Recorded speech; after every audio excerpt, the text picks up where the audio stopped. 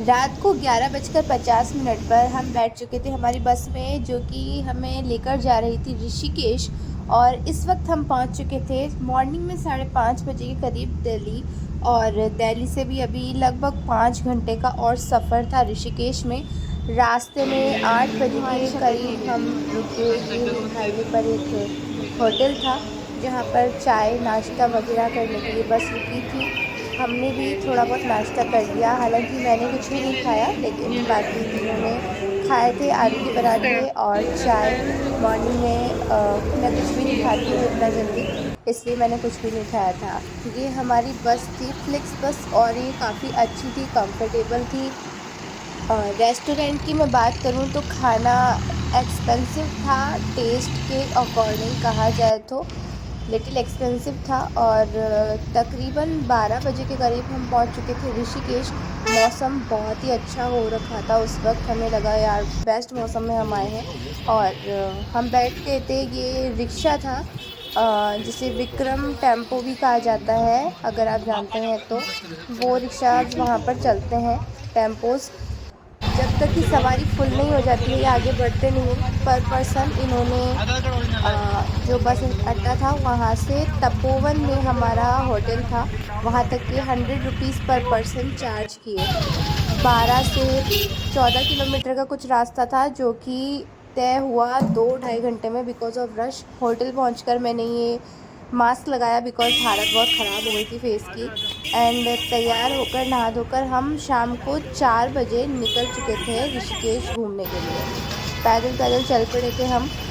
हर जगह हम ई-रिक्शाज़ या कोई कैब नहीं कर सकते थे बिकॉज़ काफ़ी एक्सपेंसिव था हर जगह, इसलिए थोड़ा बहुत पैदल चलना ही बेस्ट रहता है।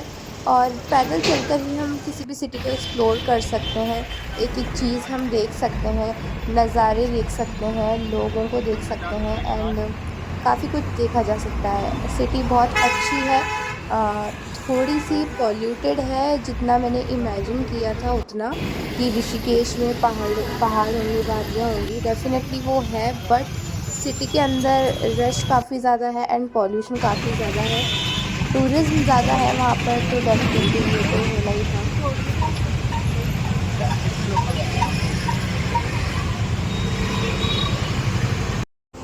होटल से पैदल पैदल चलकर हम पहुंच चुके थे राम झूला देखने के लिए, जो कि हमारे होटल से लगभग 2 किलोमीटर, 1.5 या 2 किलोमीटर दूर था।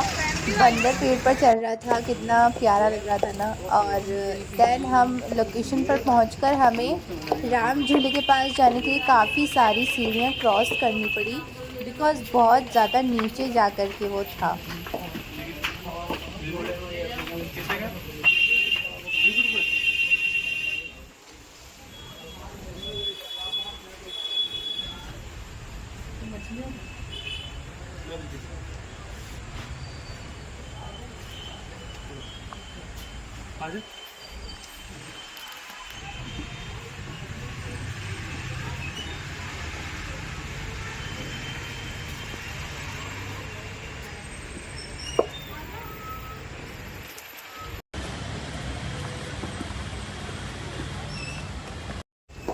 फाइनली सारी सीढ़ियाँ उतरने के बाद में हम पहुंच चुके थे मार्केट की तरफ, जहाँ पर एक घाट भी था, राम झूला भी था, सब कुछ वहीं था। हमें काफ़ी ज़्यादा भूख लग रही थी बिकॉज़ मॉर्निंग से हमने कुछ भी नहीं खाया था।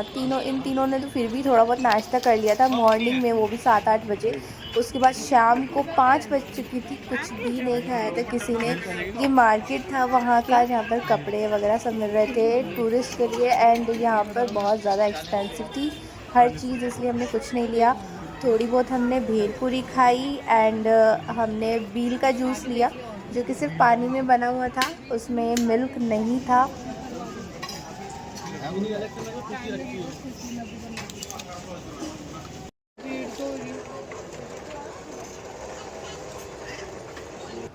और फिर हम निकल पड़े थे राम झूले की तरफ। ये है राम झूला, जो कि काफ़ी ज़्यादा फेमस है ऋषिकेश में। एक तो राम झूला और एक लक्ष्मण झूला, इसी के कुछ दूरी पर लक्ष्मण झूला भी है, बट हमने सिर्फ राम झूला ही देखा। पूरा खड़े होकर देखो। देख लिया आगे तो। नो बैठावा 3 बजे।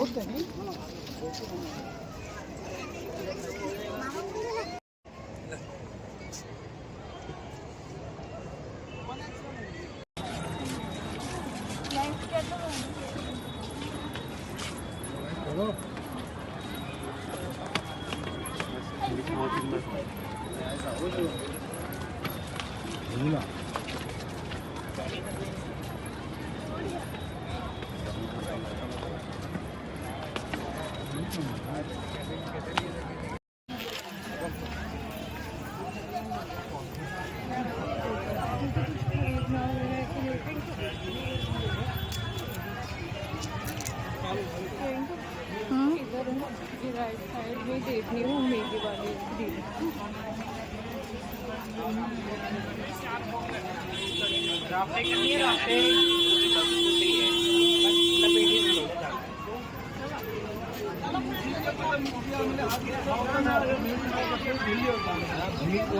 तो आप चाय का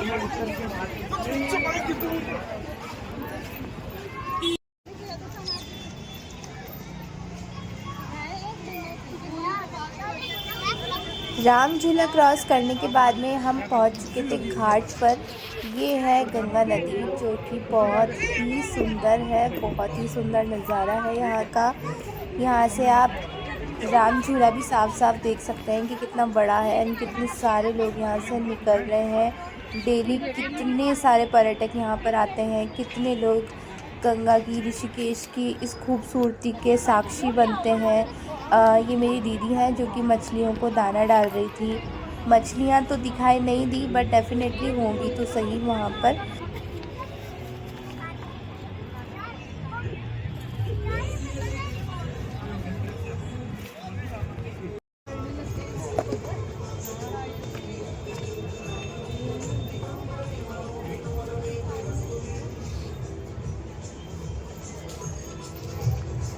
थोड़ा सा आगे बढ़े हम और वहाँ पर हमें दिखाई दी बोटिंग। तो हमने डिसाइड करा कि हम बोटिंग भी करेंगे। बोटिंग करने के लिए हमें उस साइड जाना था तो हम सब वहाँ पर चले गए। प्राइसिंग पूछी तो पर पर्सन 40 रुपीज़ एक साइड का फेयर था बोटिंग का, तो दोनों साइड का मिला के 80 रुपये था पर पर्सन।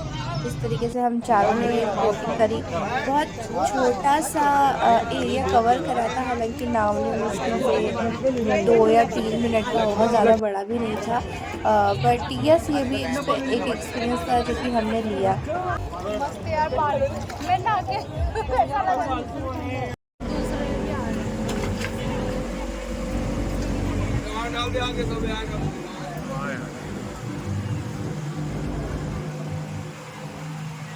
चप्पल वाले स्टैंड पे जूते चप्पल को लेते हैं।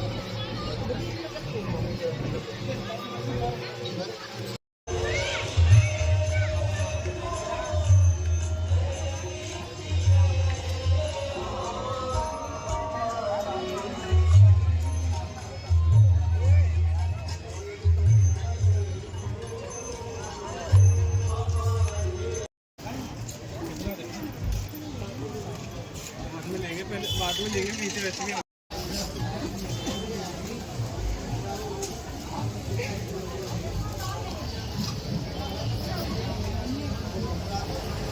बोटिंग करके आने के बाद में हमने खाई मैगी और थोड़े से छोले कुलचे।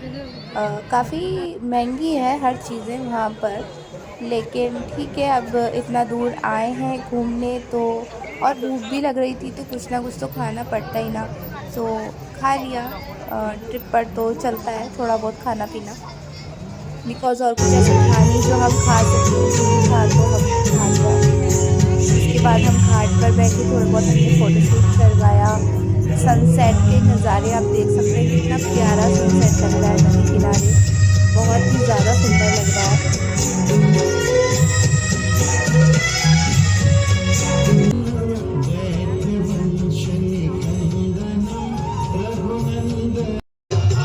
धीरे धीरे आरती देखने के लिए वहाँ पर भीड़ इकट्ठी इकट्ठा होने लग गई थी। काफ़ी सारे पर्यटक, श्रद्धालु सब वहाँ इकट्ठा होने लग गए थे। आप देख सकते हैं पूरा घाट भर गया था, और ये सिर्फ एक ही घाट नहीं था जिस पर आरती होने वाली थी। आगे और भी घाट है जिन पर आरतियाँ होती हैं, लेकिन ये जो एक माहौल था, ये एक वाइब थी, ये बहुत ही ज़्यादा प्रीशियस थी, बहुत ही डिवाइन।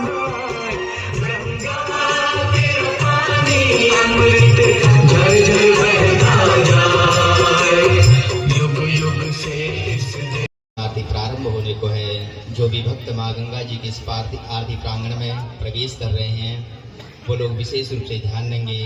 कोई भी जूता चप्पल इत्यादि लेकर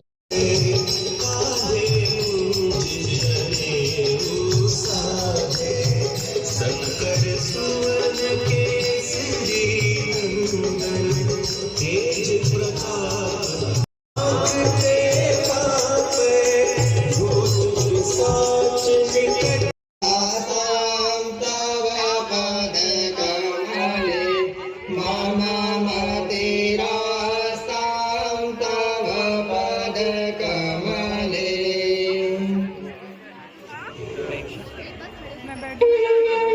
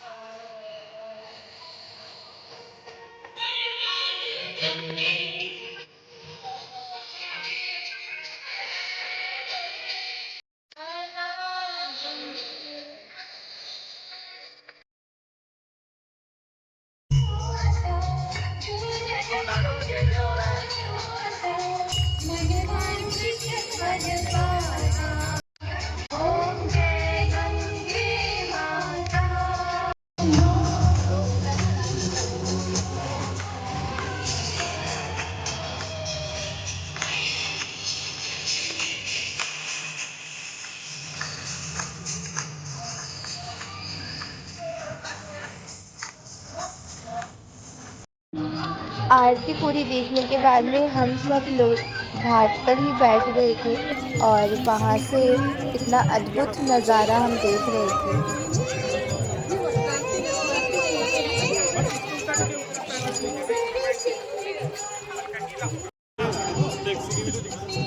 चलना है ऑटो में, मार्केट भी घूमना है तुमको।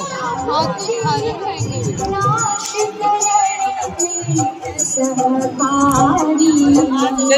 कुछ देर वहाँ बैठने के बाद में हम फिर से मार्केट की तरफ आ गए थे, और खाना खाने के लिए हम इस रेस्टोरेंट में जाने वाले थे, चोटी वाला, जो कि काफ़ी फेमस है। लेकिन अंदर जाकर हम बैठे और जो नज़ारा हमने देखा, जो कस्टमर्स के साथ में इनका रिएक्शन था, वो बिल्कुल अच्छा नहीं था। इसलिए हमने वहाँ से उठकर इसके पास में एक और रेस्टोरेंट है, वहाँ जाकर खाना खाया। और खाना खाकर हम मार्केट में जाकर थोड़ी बहुत ख़रीदारी करने लग गए। ज़्यादा कुछ नहीं लिया, बिकॉज़ चीज़ें काफ़ी ज़्यादा महंगी थी, और ऐसा कुछ नहीं था जो जयपुर में ना मिलता हो। तो थोड़ा बहुत हमने चीज़ें ले ली अपने लिए, अपने परिवार के लिए, और फिर से हम एक और बार घाट पर आकर बैठ गए, क्योंकि इतना दूर से आए हैं और ये नज़ारा फिर से पता नहीं कब देखने को मिले, तो हम इसे मिस नहीं करना चाहते थे। और वापस आकर हम सो गए, और अर्ली मॉर्निंग हम उठ चुके थे। लगभग 6 साढ़े 6 बजे कब सुबह हो गई पता ही नहीं चला। और सुबह जल्दी उठकर मैं ये वीडियो रिकॉर्ड कर रही थी रूम दिखाने के लिए आपको। आप रूम देख सकते हैं, रूम काफ़ी अच्छा था। 2 बेड थे इसमें, बिग साइज़, लेट बाथ अटैच था, एंड काफ़ी बड़ा था, एसी था, टीवी वगैरह सब थी। और फिर मैं और दीक्षिता हम दोनों चले गए थे रूफ़ टॉप पर, रूफ़ से व्यू देखने के लिए। और ये था वहाँ से व्यू, जो कि बहुत ही ज़्यादा सुंदर था। हल्की हल्की बारिश हो रही थी उस वक्त सुबह, और ठंडी ठंडी हवा चल रही थी, बहुत ही ज़्यादा अच्छा लग रहा था। एक चीज़ मैंने मिस कर दी वहाँ पर, मैं योगा करना चाहती थी बट मेरे माइंड से निकल गई और मैं नहीं कर पाई। इस चीज़ का मुझे बहुत दुख है, और इस कारण मुझे फिर से ऋषिकेश एक बार जाना पड़ेगा। और ये व्यू बहुत ही ज़्यादा सुंदर था। और वापस नीचे आकर हम लोग अच्छे से नहा धोकर रेडी हो गए थे, क्योंकि हमें 10 बजे निकलना था देवप्रयाग के लिए, जिसके लिए हमने कार बुक करी थी 3500 रुपीज़ में। आना और जाना दोनों उसी के अंदर था। हम लोग निकल चुके थे और रास्ता लगभग 70 किलोमीटर का था। काफ़ी टाइम लगने वाला था, इसलिए हमने पहले ही चाय नाश्ता कर लिया था सब ने। और पेट पूजा करने के बाद में हम लोग निकल पड़े थे फिर से अपने होटल, जो कि यहाँ से मुश्किल से 200 मीटर की दूरी पर था, बिकॉज़ कार वहीं पर ही आने वाली थी। और मौसम बहुत ही ज़्यादा अच्छा हो रहा था यार, सच में बहुत ठंडा मौसम और हल्की हल्की बारिश हो रही थी। लग रहा था कि हम ऋषिकेश में हैं, बहुत ही ज़्यादा अच्छा लग रहा था। यहाँ पर बहुत ही प्यारे प्यारे से डॉग्स भी थे। जो स्ट्रीट डॉग्स थे यहाँ पर बहुत ही ज़्यादा क्यूट लगे मुझे, एकदम एकदम फरी से और फ्रेंडली से, बहुत ज़्यादा क्यूट। कितना प्यारा लग रहा है। क्यूटी आजा कर ले, आजा जल्दी आ।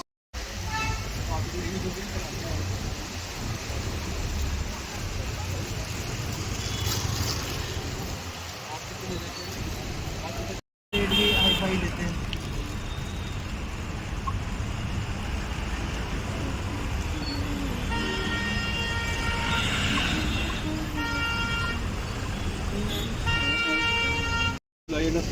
सिटी के शोर को पीछे छोड़ते हुए हमारी कार निकल चुकी थी देवप्रयाग के लिए, इन पहाड़ों में, जहाँ पर हमें इतनी ज़्यादा हरियाली, इतनी ज़्यादा ग्रीनरी देखने को मिल रही थी। और इतना ही नहीं, कुछ ही देर में जो मौसम होने वाला था उसको हमने बिल्कुल भी एक्सपेक्ट नहीं किया था। हल्की हल्की बारिश तो चल रही थी, बट ऐसा नहीं लगा था कि इतना ज़्यादा अच्छा मौसम जो आगे होने वाला है वो हम एक्सपीरियंस कर पाएंगे।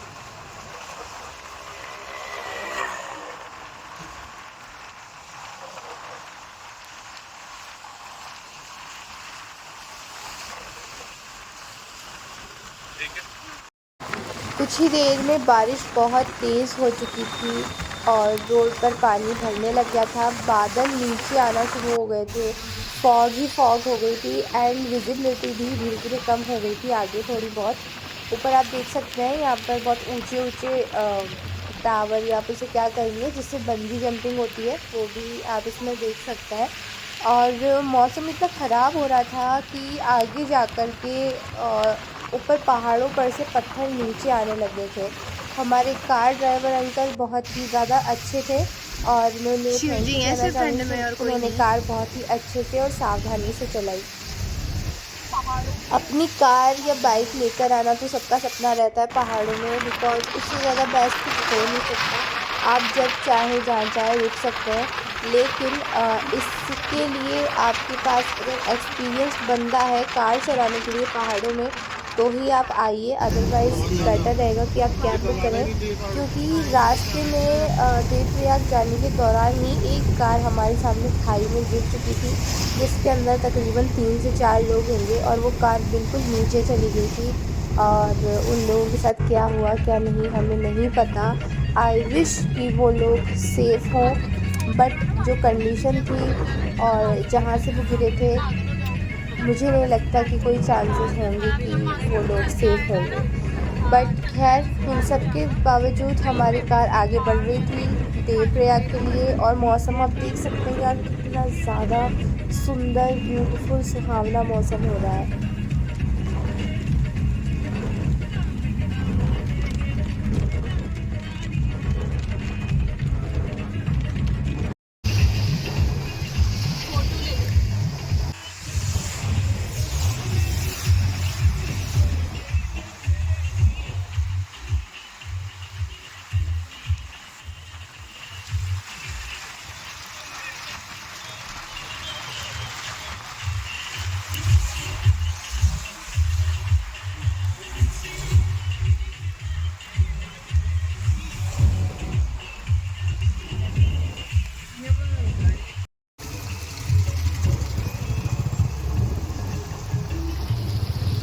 बारिश के कारण ट्रैफिक इतना ज़्यादा स्लो हो गया था कि जहां हमारा रास्ता लगभग 1.5 घंटे का था, वो 2.5 घंटे में ख़त्म हुआ था और हमें काफ़ी टाइम लग गया था पहुंचने में बारिश के कारण।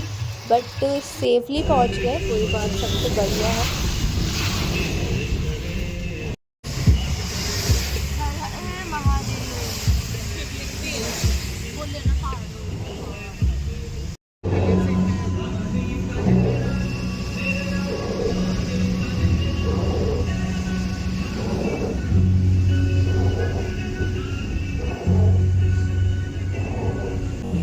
गाइस, बादल, हवा, फॉग सब है।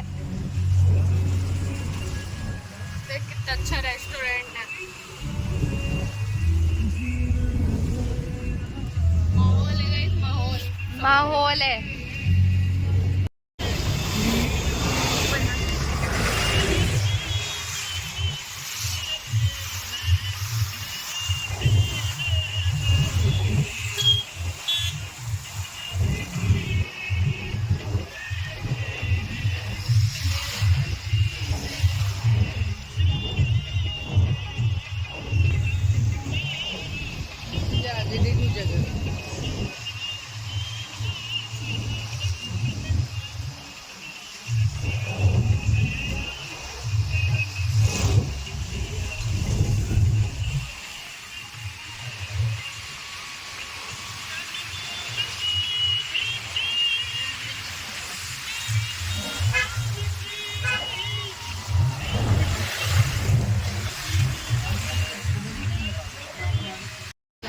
देवप्रयाग हम पहुंच चुके थे और अब हम जा रहे थे नीचे रिवर की तरफ, जो कि काफ़ी ज़्यादा नीचे थी और उसके लिए बहुत सारी सीढ़ियां हमें उतरनी पड़ रही थी, क्योंकि और कोई साधन भी नहीं था।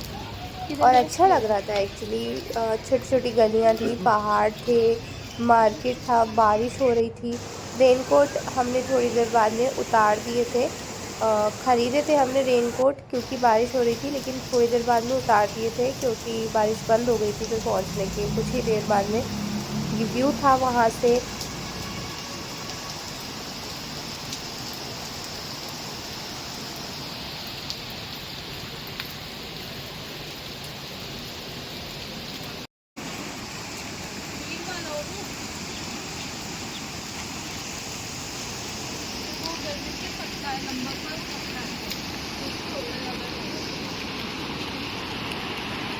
थोड़ा सही करवा लेना ना बाद में।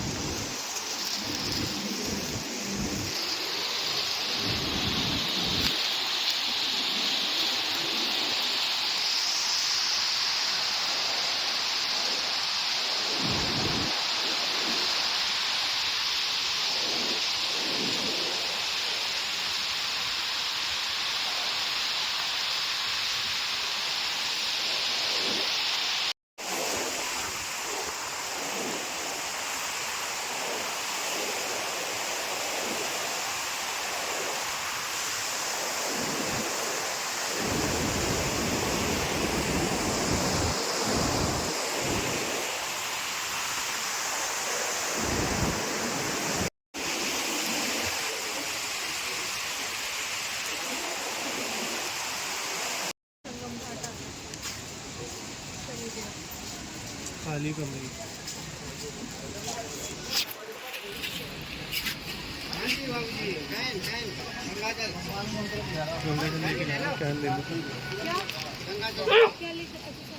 ले लो भाई, लेनी है तो।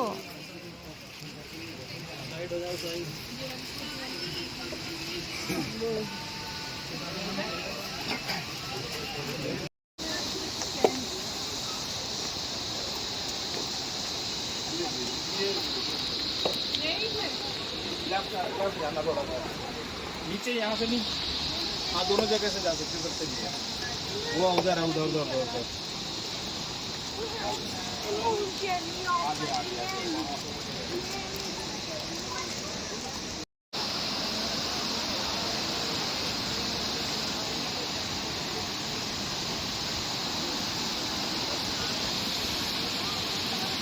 ध्यान रखना सामान का।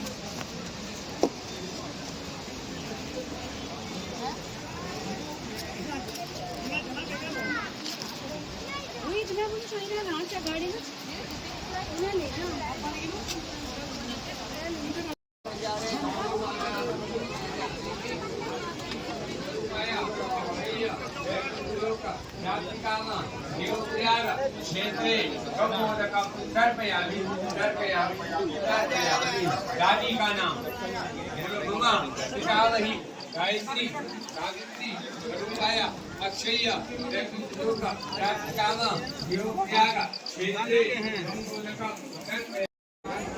ये देवप्रयाग का वो तट है जहाँ से आगे जाकर के 2 या शायद 3 नदियों का संगम होता है और जिसे त्रिवेणी संगम भी कहा जाता है।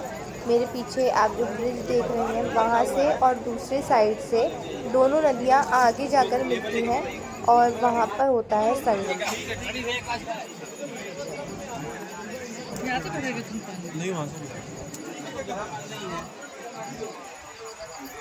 खिंचवा लो जी जिसको खिंचवानी है।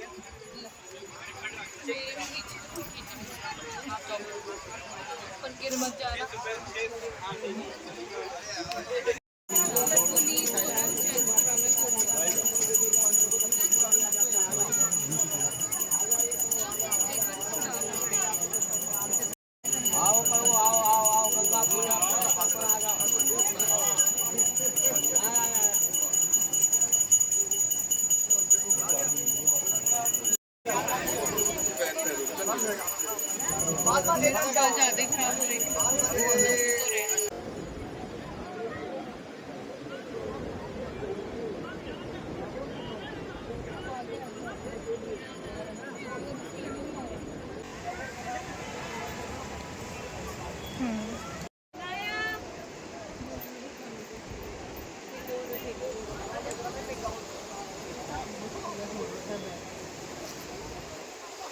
बैग खुला पड़ा है, साइड में लटका लो।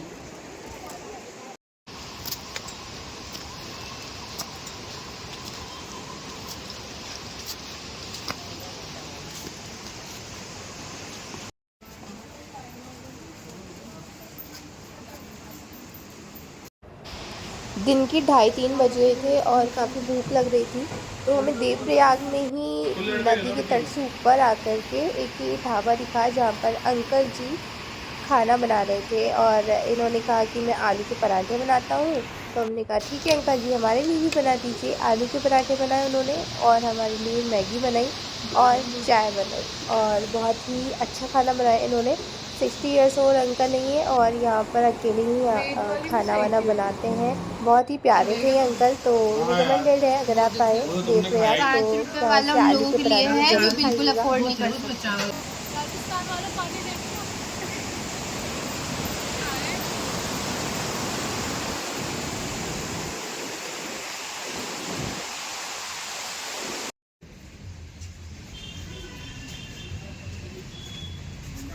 बाइक चला रहा हो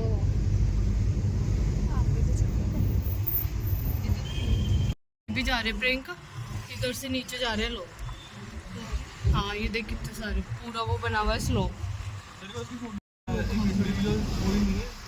गोलू अपन आ रहे थे ना उस टाइम पे, देख कोई भी नहीं था यहाँ पे पूरे बारिश इंडिया में यही है सिर्फ।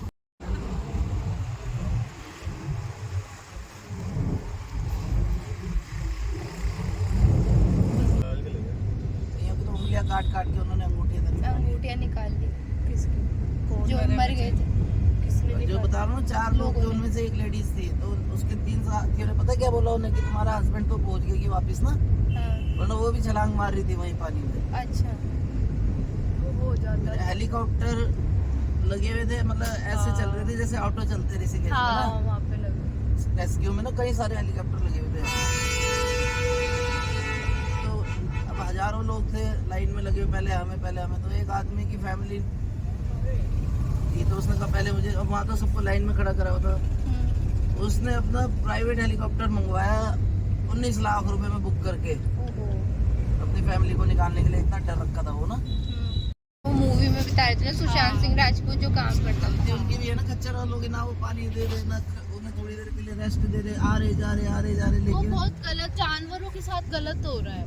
अब जैसे हमारे जयपुर में पहले आमेर पे ना हाथियों को लेके जाते थे, तो बहुत गलत होता है, हाथियों के लग जाती थी और बहुत ज्यादा एक्सीडेंट हुए कि वो गढ़ पे से गिर जाते। रास्ते में फिर से होटल आते वक्त हमने अंकल को कहा कि अंकल यहाँ पर एक बीच है जहाँ पर कहा जाता है कि एक छोटा सा बीच है ऋषिकेश में, बहुत सुंदर सा है। तो उन्होंने कहा कि हाँ यहाँ पर एक बीच है जिससे शिवपुरी बीच या यूसुफ बीच भी कहा जाता है। मैं आपको रास्ते में छोड़ दूँगा, आप देख कर आ जाइएगा।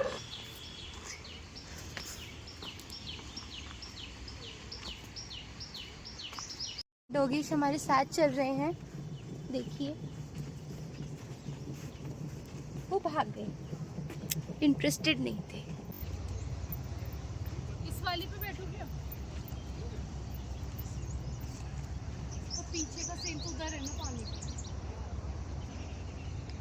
यार क्या मस्त है यार।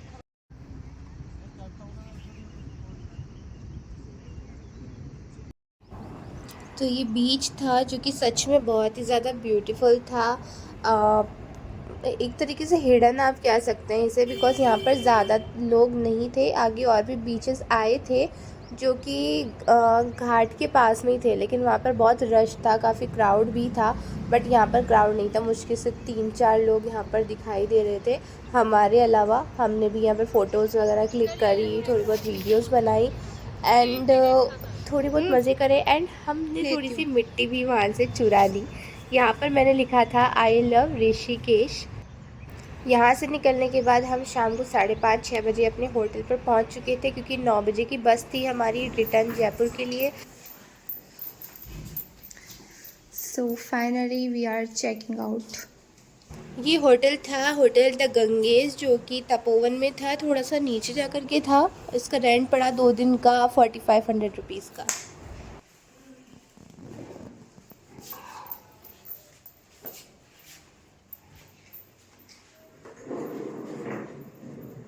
बाय ऋषिकेश।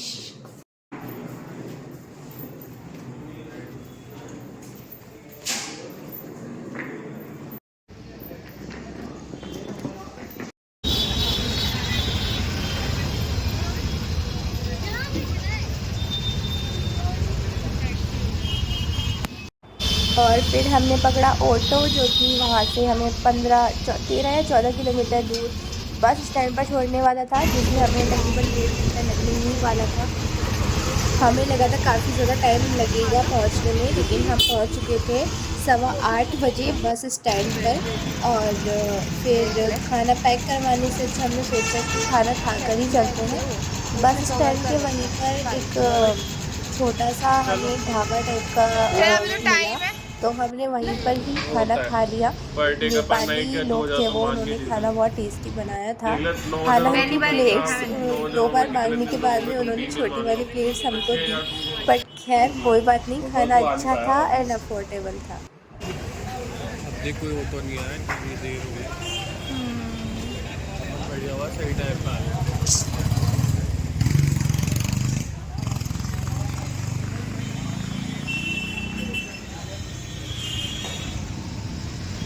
ये जो साइड में आपको दिख रहा है प्योर वेज गोरखा रेस्टोरेंट, इसी में हमने खाना खाया था। तो आप भी कभी खाना चाहे तो खा सकते हैं। खाना बहुत अच्छा था, टेस्टी था एंड मोस्ट इम्पॉर्टेंट क्लीनलीनेस थी वहाँ पर, छोटा सा होने के बावजूद भी। और फिर 9:30 बजे हमारी बस आ चुकी थी कृष्णा ट्रैवल्स। हालांकि ये बस फ्लिक्स बस जितनी अच्छी नहीं थी, क्योंकि इसमें थोड़ा सा बंद सा था, थोड़े से जो कैबिन्स थे वो बंद थे। फ्लिक्स बस काफ़ी कंफर्टेबल थी, सीट्स भी उसकी बड़ी थी। ये थोड़ा छोटे इसमें कैबिन्स थे, बट खैर इसने बहुत ज़्यादा स्पीड में बस चलाई और बिल्कुल भी लेट नहीं किया। और मॉर्निंग में 7:30 की जगह हम 7 बजे जयपुर पहुँच गए। ये थी हमारी जर्नी जयपुर टू ऋषिकेश की।